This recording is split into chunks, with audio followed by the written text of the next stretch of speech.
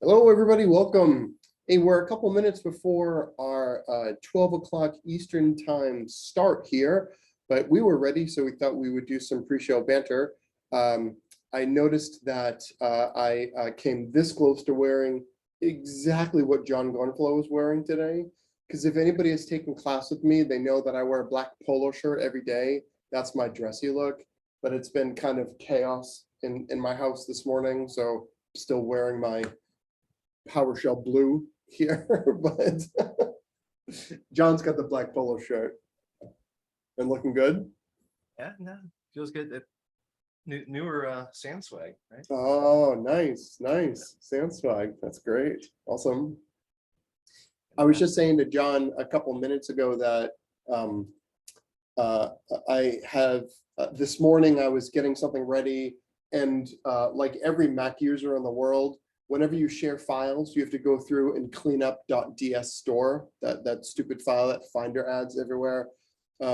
So I opened a shell, PowerShell, of course, and then I'm using the find utility to try to find the file, because my thinking is still half PowerShell, half bash. So I'm using find, trying to find the files and trying to pipe to remove item, and it's not working because you can't use the curly braces as a parameter in find from within PowerShell without going to crazy quoting lengths. But then I looked at the calendar and I remembered that it was August 1st and that I didn't have to do it in PowerShell. So I typed bash, I solved the problem, I typed exit, and then I moved on with my day, and it felt awesome. It was so much easier, just like, okay, this is I'm done with this task, and I'm going to move on with the other things I have to do. There's so many things that like I just wouldn't even know where to start in PowerShell that I do in Bash without thinking about it. And that's coming from my background. Is like I got started in IT as a Windows admin and network admin. So I learned like Cisco and Windows before I learned anything else. And so I didn't really start learning Linuxy things until like 2011, 2012, something like that. Oh. And like, so Bash was just, I don't know, I just found it very intimidating, almost as intimidating as some people probably see PowerShell, but I've gotten so used to that now, going backwards, I'd be a challenge to say the least, right? Yeah. Yep, that's what happens, and that was a big part of it for me too. It was a challenge to not just the commands, but breaking out of the bash thinking. What was I think the one of the really hardest things. I don't mean to tip my hand for this upcoming session, but I think that's one of the things that we'll talk about in just a couple of seconds here, in trying to wrap my head more around, let's say bash doesn't exist, how would I solve this, and then trying to change my thinking to suit PowerShell as opposed to adapting my bash skills to PowerShell. That makes sense. Yeah, no, definitely a challenge. I saw a talk with Jeffrey Snover at one point talking about what they tried to do with PowerShell was they looked at it and said, with bash, you run a command, you don't have exactly what you want, so you send it across the pipe to another command, you still don't have exactly what you want, so you send it across to another command, and now you might finally have what you need. And they were trying to fix that problem so that you got more of it from individual commands. And I know they did that in some places, but then there's other times that, and I know you'll get into some of those details here, but like you really have to reverse your thinking in terms of where the data comes from or what it looks like as it goes across the pipe to be able to get it and manipulate it and deal with those things. So yeah. Cool. Well, so it is 12 o'clock Eastern time, and welcome everybody for joining us here. Thank you for being here. Special thank you to Jon Gorenflo for helping out here as well. Just as a heads up, this event is being recorded. We are going to make this available online, so if you have to disconnect, if you think this was fun and I want to share it with my colleagues or my friends or my kids or aspiring PowerShell people, then that's fantastic, and you'll have a chance to do that as well. So let's jump right in here. Quick introduction. Hi, I'm Josh Wright. This is my dog Daisy licking my face, and my handle is JOSWR1GHT on Twitter, and anybody can reach me there, open DMs, the whole situation. Yeah, my name is Jon Gorenflo. That is my dog Blue. giving me the stare down. We do that regularly, right? So I am Flak Packet on Twitter. There are no C's there, common mistake I make myself sometimes. So, but you can find me there tweeting about various security related things. Nice. And Jon is one of our amazing instructors at the SANS Institute, as I am as well. And thank you again, Jon, for being here and helping out today with everything. Now, just to address something really quickly here, I started the month of PowerShell with Mig Douglas, but some life stuff got in the way, and Mick is amazing. So I just really want to thank him for all of his support and help in the month of PowerShell. He's not going to be joining us. I think he's transatlantic flying at the very moment. Just thank you so much to Mick for all his support and all his help. So what a long month it has been. So this has been the month of PowerShell. Our last month was the month of PowerShell, and we started on July 1st. And we started this experiment. I was talking to a student this morning, and he said, sometimes I get down because I get discouraged at all the things I have to learn in cyber, in IT, the struggle, the lack of documentation, the fear of doubt of my own competencies and things like that. And my response basically was, you know what, me too. And then try taking your incompetence and then broadcasting it to the world and saying, I'm going to do this for a month and let everybody share in that. It's been a long month. It's been an interesting experience this month of PowerShell. Just to recap, what we set out to do was commit to using PowerShell for all things in the month of July. Now, I'm a big Linux user. I use my Mac as my daily driver system here. And I use Windows quite a bit for different VMs and things like that. And for this month, I committed to using PowerShell for everything. So one of the first things I did was install PowerShell on all my Linux systems, and I changed all the default shells. I changed my default shell on my Mac system so that anytime I do anything on the Mac, I get PowerShell here, and then everything, work, projects, which was very difficult at times. You're trying to get work done and you're trying to figure out PowerShell at the same time. Dev projects I'm working on, scripting things instead of doing things in Python, which is usually my go-to language. I use PowerShell instead. And then just like a lot of writing, a lot of fun projects, everything was just PowerShell. And then committing to sharing that progress online. And thank you to, those of you who saw the tweets, liked them, replied to them, said me too, said, no, I added this feature. Hey, Josh, have you thought about this? That was like a huge motivator. And when I saw people, coming together, kind of sharing their thoughts and things, that helped tremendously. But the big thing that we set out to do is to write 31 articles, one for every day of the month of July, from getting started to advanced topics, really to help other people embrace PowerShell and to really make it something that PowerShell will be able to be useful for lots of folks. Now, Mick and I did commit to doing live casts. It didn't work out. I apologize. We had planned to do a couple of live casts just to keep things active. It didn't work out. So if you were really looking forward to those, I'm sorry. Maybe that's something we could do at a future time. But we did write the 31 articles, a lot of progress sharing on social media, and we've committed and we've just finished using PowerShell every day for an entire month. Now, a big part of this was the writing part. I underestimated how much time it would take me to write all these articles. So each article took between 3 and 10 hours. I would say most are probably 4 or 5, but some articles, there's a lot of articles I started and I didn't finish because I got stuck. And like one article, I was doing for each in a parallel loop, and I wanted to create a port scanner and that would run in parallel. And I just couldn't figure out what this error is. I couldn't get it working. So there's still a lot that I've started that I haven't quite finished yet. That's not even reflected here. It was a lot of writing this month. But again, like a lot of you came in and said, I really like this. Have you thought about this? People sending me scripts, people committing new GitHub projects to solve a problem that I just mentioned offhand. And that was fantastic. I really loved seeing that. And thank you for all of that kind of back and forth. I really appreciate that. So what our plan is here today, Jon Gorenflo and I'm sorry, I don't know why I keep calling you Jon Gorenflo. Jon and I are going to go through and talk about some of the things that I learned, some of the things that Jon has learned about PowerShell, and then kind of share some things. And my intention is to not have this up and just kind of go through and demonstrate these different things and talk about some of my notes in the process and to go through some of this. And hopefully this resonates with many of you and that we can kind of make some sense about like the important learning outcomes here. I would love for you guys to share any questions as well.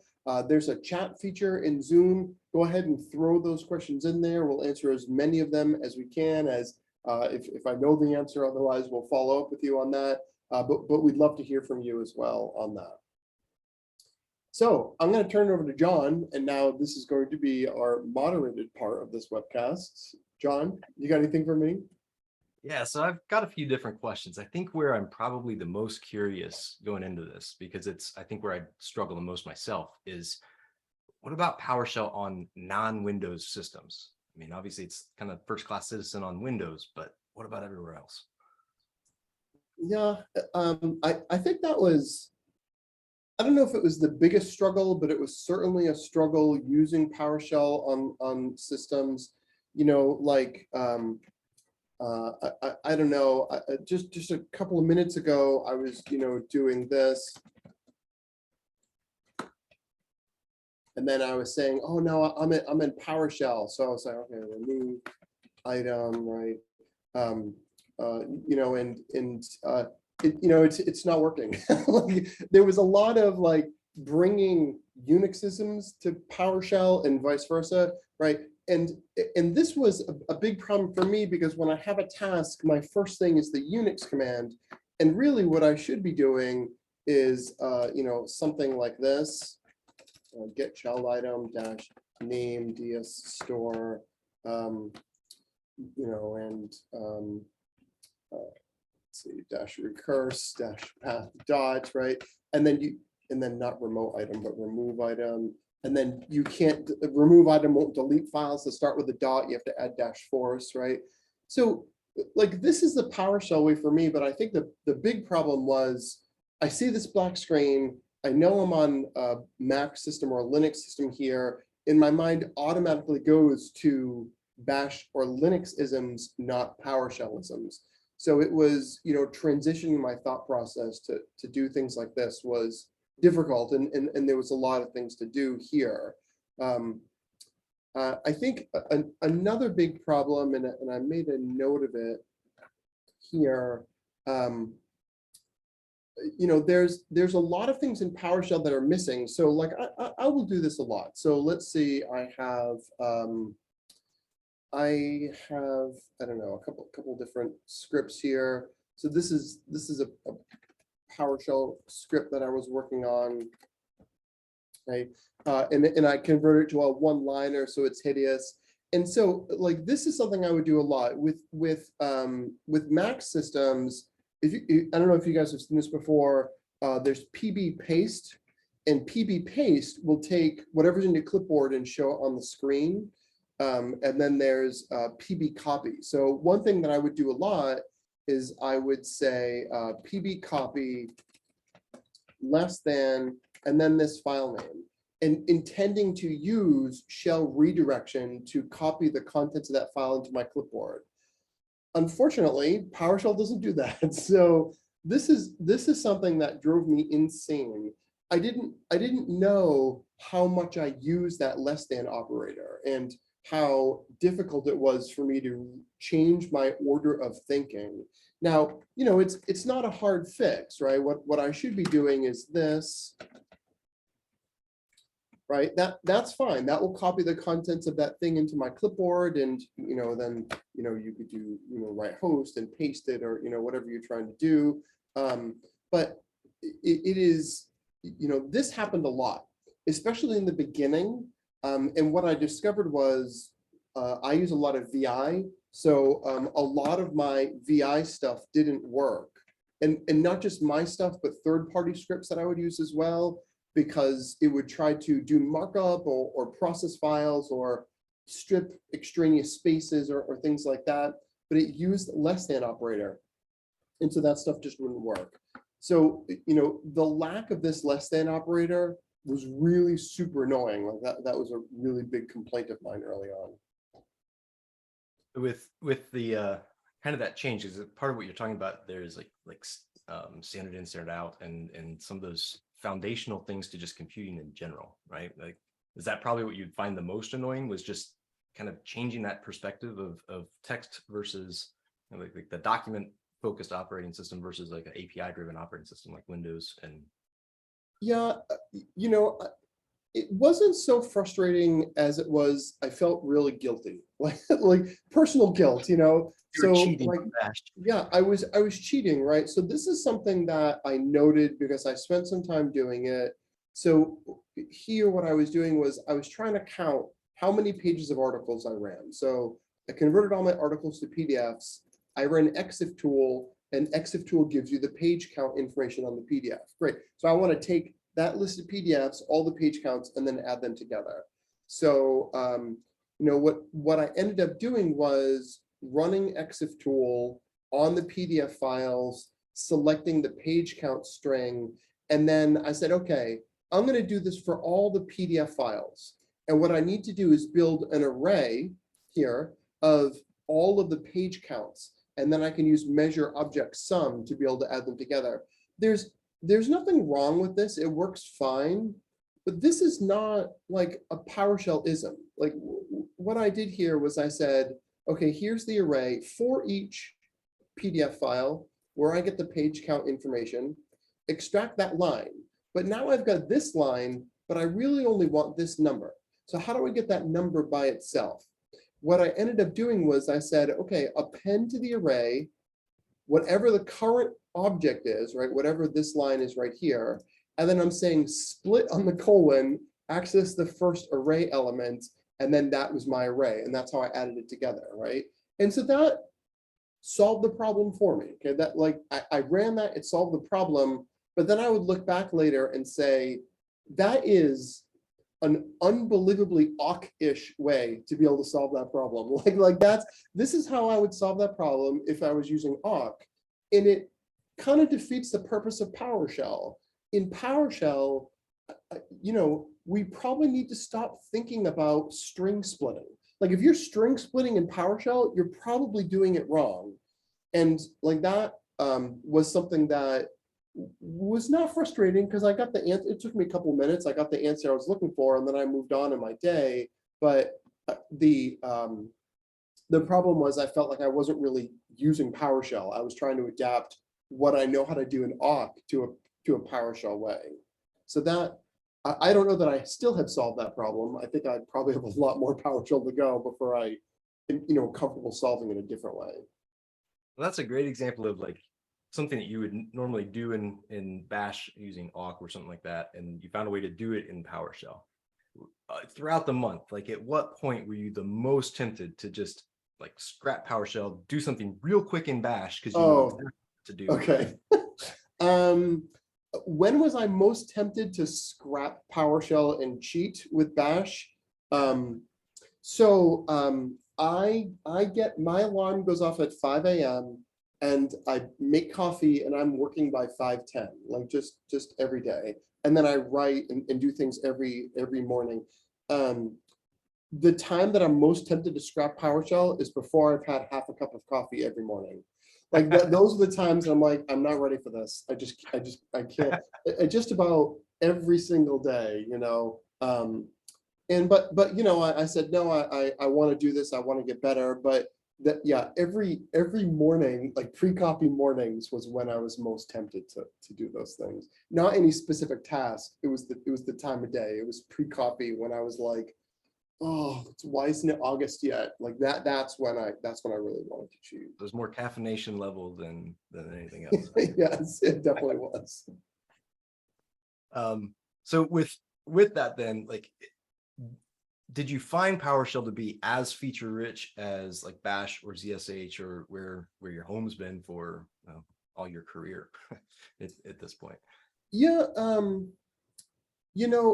I think PowerShell is a scripting language. It is a command interpreter. It is access to a whole bunch of APIs.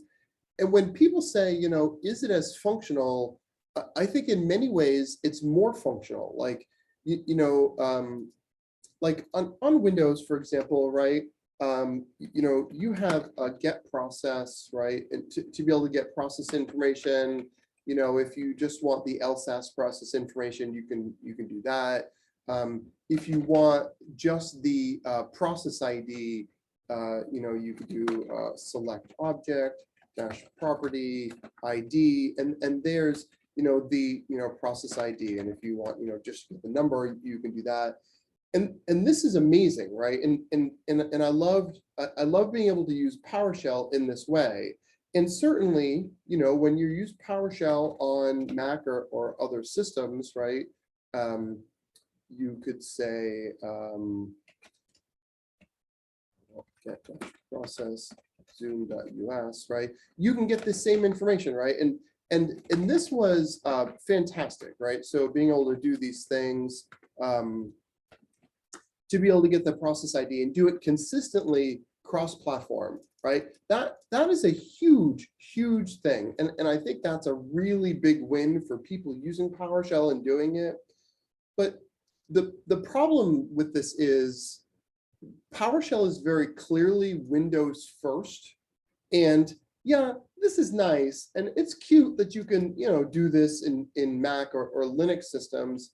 But let's say, for example, you want the parent process ID, right? You can't get that. As far as I know, there is no way to get the parent process ID using PowerShell native functionality on Mac or Linux systems. On Windows systems, we have get sim instance. Class Win32 process, and then where object dash property, say a name dash eq lsas.exe, select object parameter, select object dash parameter.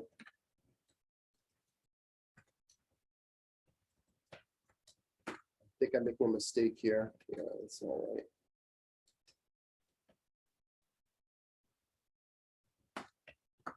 Select object dash, property, that's what I want. All right, so on Windows systems, if you want to get the parent process ID, you can't use get process.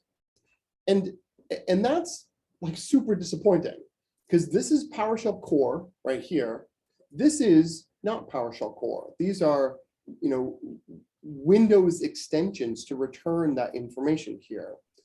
And so this was difficult, when we talk about like, is PowerShell powerful enough on Windows? Clearly, like there's, it is an amazing tool to access Windows information. But if you need the parent process ID on Mac or Linux systems, then you can't get it with PowerShell native commands, right? You could always do this, right? That's not a problem, right? You can get the parent process ID information here, but it it's not something you could do inside of PowerShell natively. And that was definitely frustrating and I think disappointing that you can't get that same level of information. PowerShell is really powerful. And yeah, there's a lot you could do on other non-Windows platforms, but clearly it's Windows first. And that's, I think, maybe perhaps rightly so, where Microsoft's focus is and what's really achievable. What about other little shell shortcuts and things that you use? Like, didn't realize how much you use them in Bash. Oh my goodness. Switched over. Yeah, so I use CD dash a ton, right? So let's say, since we're talking about Zoom here, right? You're like deep into the directory path on Zoom somewhere, looking at different files and things like that. In Bash, I would often like CD to another directory, right? Do a thing, and then CD dash, and that brings you back to your previous directory. And I love that feature in Bash. I use it constantly just to pop around different locations and things like that. Bash also has push D and then pop D, and it will bring you back to a directory. So if you think about it in advance, you could do push D, CD temp. No, I don't want to be there. I want to be here or whatever. And then pop D will just bring you right back there. Now, these commands are Linux commands, so they even do work from PowerShell. So that's nice. This is not a bashism. It's more of a like a POSIX Unix thing. But on Windows systems, we don't have that in PowerShell. So well, we don't have it completely. So for example, if you go to the program files directory and then you're CD into something else and doing something, there is no CD dash. That doesn't exist. And as far as I know, there's no way to do that. You could do push dash location, CD to temp, but then say, oh no, I wanted to be back there. And you could do pop location, and that will bring you back to the previous directory. And that's like push D and pop D on Linux and Mac and other POSIX systems as well. But this requires forethought. And that's not my strong suit. Like, I don't know about you guys, but most of the time, I'm just barely getting by doing my thing, trying to go to different directories and do things like that. And this becomes super, super helpful because this is whatever the previous directory is without me having to do any action in advance. And that doesn't exist in PowerShell. There's a lot of little things like that in PowerShell. Like another one, for example, let's say I want to run Wireshark. I run Wireshark in the command line. And then, Wireshark pops up and I'm doing my things with Wireshark. And then I want to go back to this terminal. And this must have happened to me in the beginning 4 or 5 times a day where I do Control Z and then I'd be typing commands and I'd be like, why don't I have my shell? Control Z, Control Z, Z, Z, Z, Z, right? That doesn't work in PowerShell. In this is another example of Bash. I think because it's been around for so long and because it is adapted to lots of different styles of working, helps people like do something in the middle of what they were doing without any forethought. So CD dash, go back to the previous directory. No, I wanted to be there, just go back there, right? Oh, I started Wireshark here, but I really want to run it in the background. Now, PowerShell, of course, can run things in the background, right? But you have to kill Wireshark by pressing Control C and then start process Wireshark. And that will run it in the background for you. And that's great. But again, this is requiring forethought. I have to stop and think, what am I going to want to do 10 minutes from now in PowerShell?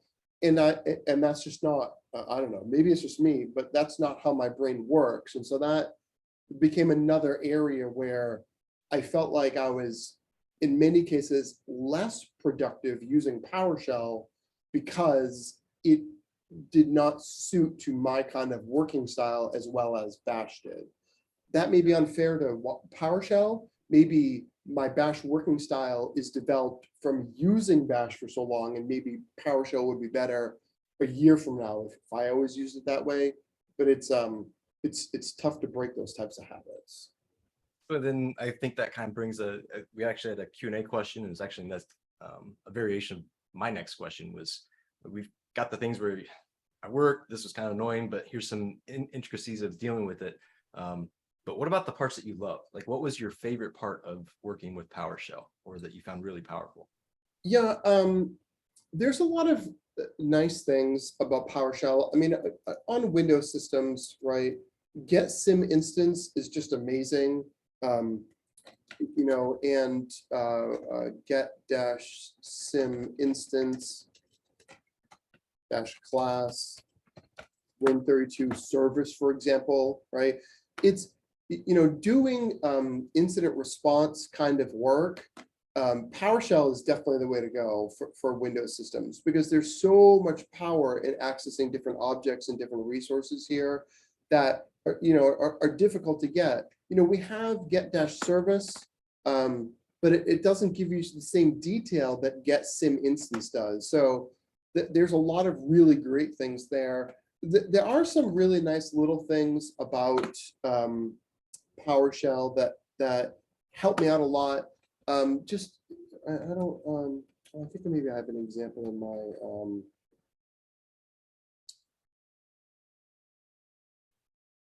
yeah, interactive line editing was a good one as well. So Wright host, hello there, right? That's fine, right? But sometimes in Bash you end up, instead of double quote, I would hit enter by mistake. And then you're like, oh, stupid Bash, because you have no multi-line editing in Bash. If you hit enter by mistake, that new line's there. It's not going away. You got to press Control C, you got to press the up arrow, you got to start over again, right? But in PowerShell, you just press backspace and that multi-line goes away. And I did, once I realized that, every time I would make a mistake, I'd be like, ooh, backspace. And then it would just fix that. It would fix that mistake for me. And that became really useful to me. Like there's a lot of things like that that are really nice in this environment here. I was really thankful for a lot of the keystroke accelerators. Control L clears my screen, for example. Control R recalls your history. And then, you can go back to a command that you ran previously. And those are all Bashisms as well. But I was quite thankful that those are all there, because they are such habits for me to use those things that they just continued working. For the most part, I didn't really have any problems with a lot of that stuff. But I think, oh, this was super fun as well. In Bash, there's something called command substitution, where, like, let's say in Bash, you wanted to strip the extension off of a file name. In Bash, you could say, here, the variables $file name, and then %.star. And then what that will do is tell Bash, give me this variable, notes.md, but strip anything with a dot to the end of the file. And so this is like a little Bash thing that I think a lot of people don't even use this, but it's a Bash thing where you could remove file names and remove prefixes and stuff like that. This doesn't exist in PowerShell, but to be quite frank, this is not always intuitive or very clear as well. It's very powerful, but it's, what's the %? What's the hashtag? And I forget which is which. Does this start at the beginning or the end? And it's, it's all documented, but I just don't have it all memorized. I think one of the really, really nice things about PowerShell is that you have access to all the .NET APIs. And so here, what I'm doing is I'm calling the API io.path, which has a lot of ways to work with file objects. And this is a way to call a static method. So I'm not declaring that class. I'm just calling that method that exists in the class all the time, a static method, get file name without extension. Yeah, this is a lot more typing, but it's a heck of a lot more legible than this. Looking at this, if you don't know what the syntax means, you're probably like trying to Google what %.star means, and good luck getting a good search result out of that search term. But in PowerShell, the .NET API functionality turned out to be really powerful and really useful. Yeah, that's really cool. Now, this is a case where it maybe was a little bit clearer to see it in PowerShell, because it comes very, very, it's very descriptive of what you're actually doing there, versus Bash, where it's a little less so. But was there a place where you found PowerShell to be a bit more confusing than compared to Bash? Well, there is some stuff in PowerShell that that I thought was confusing. The for each command in PowerShell has an identity problem. I wrote a whole article on merging two files, and this was halfway through the month, and actually Jon helped me solve this problem in one of our chat channels, and I had two files, a list of first names and a list of last names, and I wanted to concatenate them to build a bunch of email addresses. Basically, for each first name, create a list of first name and all these last names with an email alias in the format I specify. And then this was used for password spray against Microsoft 365. And so I thought, yeah, I can do that. I can get these files and first names, I can get these files last names, and then just do like two little for loops and merge all these files together. And I'm like, yeah, I got this, right? And then I said, well, I want to send it out to a file. And then as soon as I started saying, well, I want to use this for each loop in the pipeline, PowerShell's like, no, sorry. For each doesn't output to the pipeline as a PowerShell built-in. So then I started saying, well, isn't for each an alias of for each object? Yes, but that is not the same as for each the built-in alias. So this is where I was writing my notes. This is just we're going to send this to everybody that attends. Just so if this is useful to you, then wonderful. A lot of the PowerShell functionality is confusing because there's a lot of name conflicts and there's a lot of inconsistencies. Like for each, is it a commandlet? Yes. Is it a built-in? Yes. Is it an alias? Yes. It's all of those things. Depending on how you use it, it has different functionality. And that was really super annoying and hard to like get my head around, right? You had this thing of one name and then it does all these different things, right? Another thing, and I will make this mistake a million more times. So here is the command to get the parent process ID for LSASS on Windows, right? So get sim instance, Win32 process. You have to do a where clause because you can't filter and get sim instance for the process, LSASS, whatever the name is. And then select object parent process ID. Okay. And then let's say I also want the process ID. So I'm going to put both of these on one line. Process ID and parent process ID. Fantastic. Okay. That's like one of the things that's really useful for threat hunting and incident response, knowing what those process ID numbers are. All right, well, let's adapt that to get process, okay? I'm going to say get process lsas.exe. What do you mean there's no process with the name lsas.exe? That's not right. I clearly see this process exists. Oh, no. With get process, you don't put the suffix, you just put the name. Okay, so all right, so I'm supposed to remember that from now on. And I'm clearly going to make that mistake a million times more. Okay, so let's say I just want the process ID. So I'm going to say select object dash property process ID. Process ID. Oh, it's ID, not process ID. So when you're using get process, your rules for how you're accessing the names and these values are completely different than the same rules when you use get sim instance. And I get that they're made for, at different times, right? Get sim instance is a class of functionality that's part of the common information model on Windows systems. Get process is, hey, we want to make this easier. So why prepend the word process to every property? Because we know it's all about processes. Like I get the reasons behind it, but it doesn't make it easier and it doesn't make it less embarrassing when you're trying to show a customer something and you're like, oh, get process LSASS. Oh, sorry, hold on, my bad. And then you're like furiously pressing Control L to clear the screen, hoping that nobody saw the mistake that you just made there, right? Yeah. There's a lot of things like that in PowerShell. And I'm trying to motor on, I'm trying to get through my day, but I'm like, if if there's a mistake that I'm making over and over and over again, it's on me to fix it, but I think that maybe there's a lost opportunity for PowerShell to do a little bit better on their side too. Yeah, it's one of those things. Sounds like it's not that bad once you get it, but anytime you say that, that means it's hard.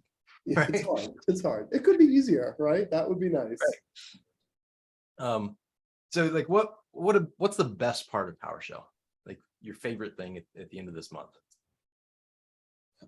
It's definitely Windows API access, right? And there's a lot of great things, and structurally there's a lot of really interesting things about PowerShell. So when you do get alias, get child item, for example, right? Oh no, I always forget that. That's the definition, right? Get child item. Okay, so when you run commands like that, you see, well, there's these nice built-ins, right? So I could use GCI, I could use DR, I could use LS, and that's clearly Microsoft saying, we know people are coming from other platforms. We want PowerShell to be accessible to them, so we're gonna make these things available. But what was really exciting for me was get child item HKLM : right? Now it's not just accessing the file system, it's accessing the registry as well. And I'm not an admin, so some of these are not allowed right now, but you can access a lot of information here as well. And not just HKLM, but if you do get-ps drive, these are all things that are available through get child item. So get child item env. Get all my environment variables here as well, right? Get child item, and I think it's cert. Yeah, get all of your certificates and the current user store or the local machine store, including trusted root authorities and things like that. So I think one of my favorite things was once you learn these commands, they become powerful for accessing data in a lot more ways and in a lot more platforms, right? Now, these are what they call PowerShell providers. So when you do get PS drives, these are, or PS drive, you get these are all PowerShell providers to provide this functionality, looking at all these different elements here, but they are not implemented all the same. So some of the things that you do when you do a get child item are not available for the registry, for example. Those are other commands. So what I think one of my favorite things was just that once I learned a core set of commands, I was able to apply it to a lot of different things. But as you dig further and further in, you realize it's still kind of inconsistent at the end of the day, and you're gonna have to do these other things to make all that stuff work. So favorites, but also disappointing on the back end side too. Yeah, definitely.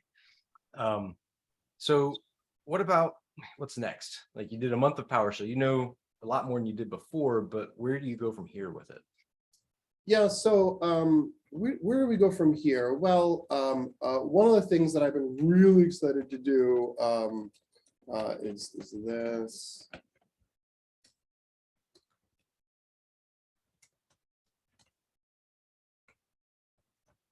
Oh, that feels so good. Okay, so yeah, I'm going back to Bash. There's no doubt about that. At least on my Mac and Linux systems, I'm definitely going back here. So that's my next. But I think that at this point I don't need command shells anymore. At least for most things, I still will use some CMD like legacy commands. Like I still love netsh. Like I still use netsh for a bunch of things. Things like there is get SMB, I think mapping, right? Get SMB mapping is really great for enumerating shares on remote SMB servers, but it only implements the Windows specific functionality to enumerate shares, where NetView is superior because it will work against Windows and non-Windows systems. And primarily where that comes up is when you have printers, a customer of ours has mobile EKG machines that have Samba shares on them, things like that. So like, you know, there's still a lot of SMB that's not Windows specific.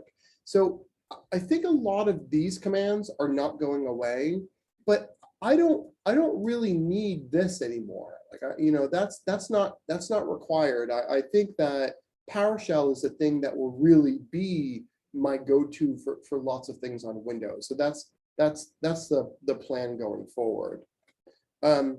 As far as the month of PowerShell 2, you know, there's a couple of things that I think are going to happen, and I put this together just so I don't forget to talk about these things. Oh, so of the articles that we published for the month of PowerShell, it came up to about 200 pages once the month was all over. And then I realized that's almost a book. And I was talking to Randall, who is our amazing marketing person that helps us with a lot of stuff on the SANS backend sides. And Randall's just been amazing all month long. And thank you, Randall, for responding to all of my, you know, hey, I just finished this article. Can we squeeze it in? Sorry, it's Sunday at 6 p.m. You know, kind of thing. Randall's been fantastic for that. But I think, you know, Randall's idea was to, you know, take all this content and let's publish it as a book. And, you know, I think that's great. It'll be available on the SANS website, but I think it's also nice, at least in my, you know, Kindle library, what have you, to have these kinds of resources, have them accessible, have them searchable. So that's the plan going forward. So I'm going to take all these articles, I'm going to wrap up 5 or 6 other articles that I started but haven't finished yet, and then make that available for free. If it's 300 pages, I'm thrilled about that. Make it, you know, PDF, EPUB, MOBI, like all the formats, so that you could use it wherever you want to use it. That requires that I hire a copy editor, that I have some cover art. If anybody has any ideas about that, I'd love to hear it. So, you know, definitely reach out to me and let me know about that as well. One of the things that I've been spending a lot of time on is changing my SANS class, the Hacker Tools, Techniques, and Incident Handling, the 504 class, to use PowerShell. And so I've been building a lot of tools to really help people learn PowerShell, practice PowerShell, get that, like, you know, step by step. Like, you know, I haven't used the command line, or you have used the command line, but PowerShell is still really forward. And how do I go from, you know, I see the power of this to I can leverage the power of this in day-to-day tasks. Now, SANS gives this opportunity to authors, which is one of my favorite things. And we call it a Tech Tuesday seminar. I haven't talked to Randall about this yet, but I think he's going to be okay with this. Where, you know, we do these Tech Tuesday seminars, and basically it's SANS saying, yeah, you can give away, like, you know, 3 or 4 hours of class content for free. And then it gets recorded, people get the hands-on lab exercises, and they get to do all the things, you know, with, you know, in the SANS class. So that's something I'm working on right now, building that Tech Tuesday content, giving that away, and that anybody that wants to sign up for it can take it, can watch the recording, and then not just like get like slides and lecture out of it, but also get the lab exercises to be able to practice and really put it to use as well. So, you know, keep a watch on Twitter, and you know, I'm sure once we schedule this, Randall will help me kind of get the message out, and you know, keep an eye out for that coming forward in the future too. So for me, as you saw, I've already switched myself back to Bash. I was pleased to do that. That feels great. 5 year. Yeah, it's been a long time. On Windows though, I see no reason to go back to CMD. I don't have any need for that. And I'm really excited to apply a lot of the stuff that I've learned about PowerShell to a lot of my, you know, customer engagements and stuff like that going forward. So, you know, the bottom line here is that the month of PowerShell has been awkward. It's been frustrating, but I think that the big takeaway for me is that PowerShell is really the most powerful interface to access this kind of detailed information, you know, particularly on Windows systems. And I think that's, you know, going to be something that I'm going to continue to do going forward too. All right.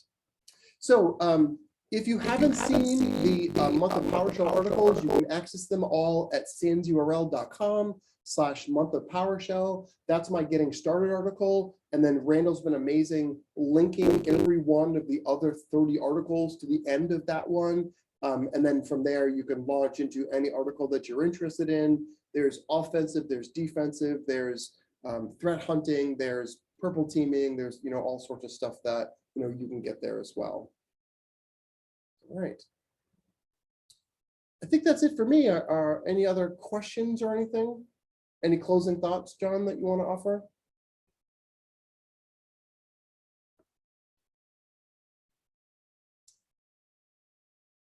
John, I think we lost you there for a second. Oh, it's all right. I think that's it. Anything else that you want to offer? Any other closing thoughts?